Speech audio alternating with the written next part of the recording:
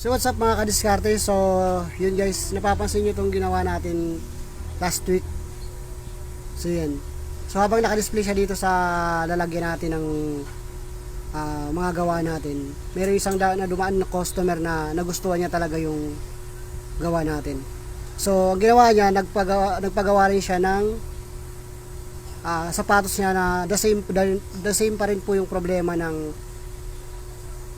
Air Max Black na yan.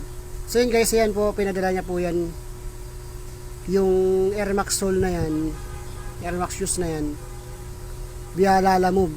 So taga Las Piñas City pa po talaga siya. Yan. So mapapansin nyo na lumubo rin talaga yung pinaka Air Max niya. The same pa rin po ng problema nung black na ginawa natin. Yan. So ang gagawin natin, paparehasin po talaga natin ang pakagawa ng black.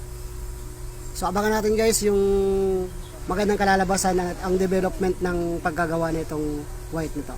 So maraming salamat guys, at sa lahat po ng nanonood ng FB Reels ko, more follow, and maraming salamat po. Thank you guys.